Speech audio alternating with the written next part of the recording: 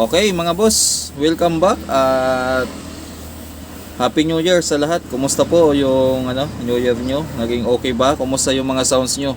Wala bang nasira? Hindi ba bumigay? Wala bang naging aberya? So ito mga boss ang pinakaunang content natin na gagawin this 2025. So Happy New Year sa lahat. Meron ako ditong Punic na equalizer. Kung mapapansin nyo, ito yung model nya. Yan. MQ3600 dual channel 31 band graphic equalizer. So channel 1 sa taas, channel 2 sa baba. Bali nung November pa to nandito sa akin ng 2024. Ngayon ko lang naisipan na gawa ng video, medyo may free time tayo, hindi pa tayo nag-start ng pag-repair.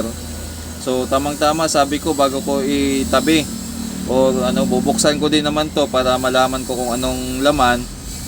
Kaya ginawan ko ng video para sama-sama tayong tingnan kung ano nga ba yung laman ng ganitong klaseng equalizer. Kasi para sa akin mga boss, first time ko lang din encounter ng Punic na equalizer. Kumbaga napakadalang talaga. Hindi ko lang alam sa iba, baka sa iba parang common na to sa kanila, pero ako ngayon lang din ako nakakita ng Punic na equalizer. So yung Punic kasi isa sa mga masasabi natin na magagandang brand kasi talagang US made to. Kumbaga isa sa mga kilalang brand ng audio equipment dati na medyo may kamahalan din ang price niya. Okay? So review muna natin mga boss. Ang dami ko nang sinabi no, naka 2 minutes na tayo. So dito sa taas channel 1 31 band yan. Huwag na natin bilangin baka humaba pa. Tapos ilapit natin. Ano bang meron? Meron siyang pagkuha tayo panturo para maganda tingnan. Meron siyang label, ito, yung adjacent para sa label. Itong dalawa sa channel 1 at saka sa channel 2. Tapos ito naman para sa high pass filter. So nakalagay kasi dyan HPF, ibig sabihin yan high pass filter. Yan. So ito yung high pass filter nya, either naka-in or hindi. Tapos ito naman yung range nya kung ilang dB, kung gusto mong naka 12 dB ka or naka 6 dB ka. Same lang din sa baba. Tapos yung equalizer kung naka-in or naka-out or kaya hindi. So yan. Kung ito naman yung pinaka nya. So sukat nito, sukatin natin. Atas natin yung camera, yung pinaka dimension nya. Meron tayo ditong pangsukat, ayan. So ayon dito sa nya, nasa 19 yung nya. Tapos yung pinaka naman nya ay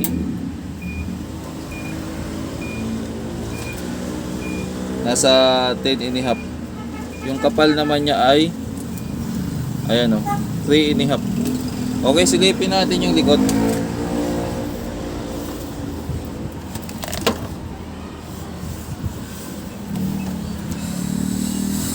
So kulang-kulang na yung tornilyo. Bali ito mga boss pala, sira to, gagawin pa to. Hindi ko pa to magagawa o hindi ko pa to gagawin sa ngayon. Kasi video marami pa tayong asikasuhin. At saka pang personal naman to kasi sa akin to. Kumbaga binigay na to sa akin ng customer. Kasi sira na nga, hindi naman niya magagamit. Sa akin na lang daw. So tinabi ko muna. Ito yung pinaka niya sa likod. Channel 1. Kuha tayo ng panturo. Yung channel 1 nya, meron siyang input na dalawa. Ay, mali ako. Ito yung input nya. Either XLR o kaya TRS. Yan. TRS input. Ganon din yung output nya. Naka TRS o kaya naka XLR na male. So female yung nya. XLR nya para sa input. Ganon din sa channel 1. Ayan. So ito yung output. Ito naman yung input nya. Napakasimple lang mga boss. So dyan nakalagay yung serial number niya, yung Punic MQ3, tapos may barcode pa. Ang nakalagay dito ay 230 volts, 50-60 Hz, 30 watts max. So wala kayong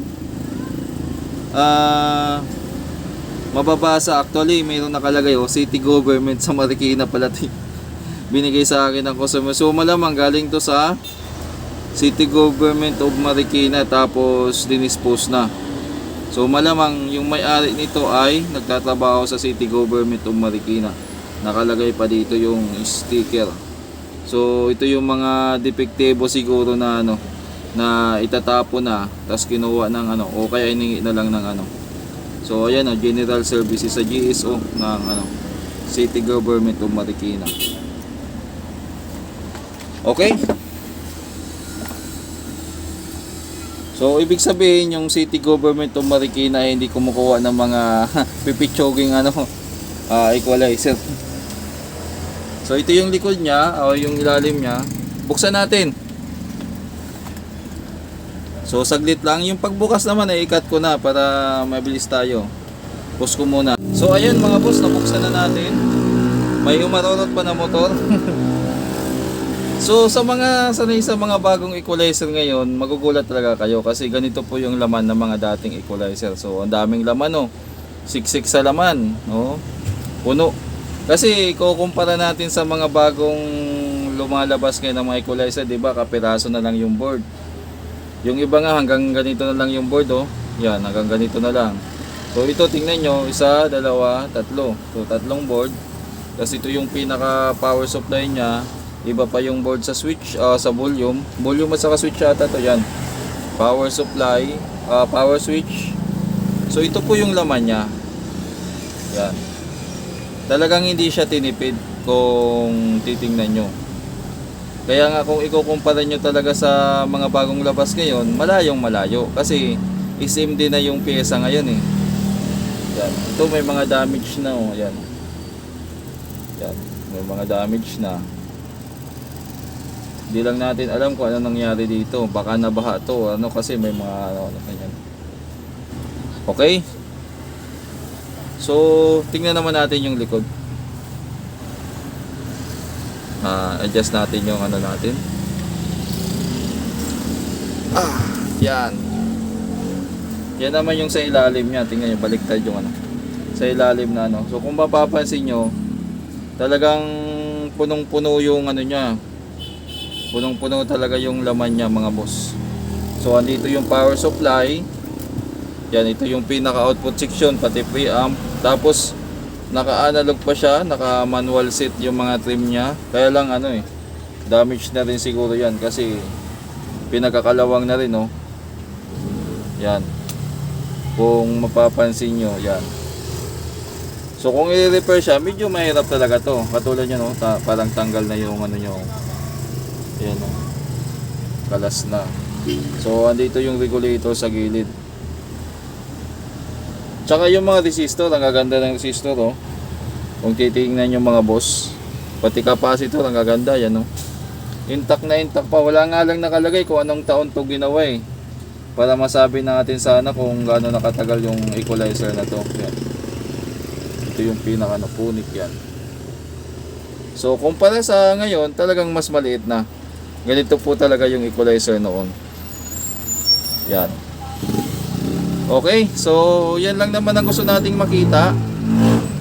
Ngayon kung gagawin ko ba to or siguro hindi ko muna to ipapa-prioritize kung gagawin ko kasi alam ko matabaho to.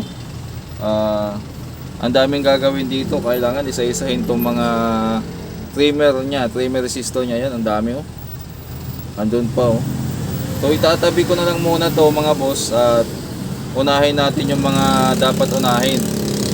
So ginawan lang natin ng video para may review din tayong mga equalizer na mga sinauna.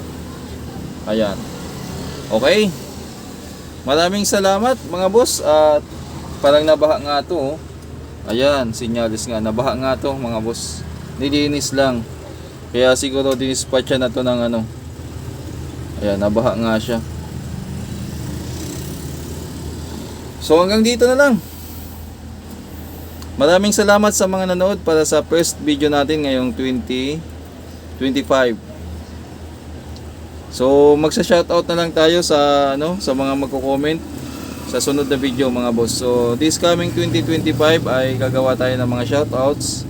Ibabalik natin 'yon hangga't maaari kung kaya natin. God bless po sa ating lahat.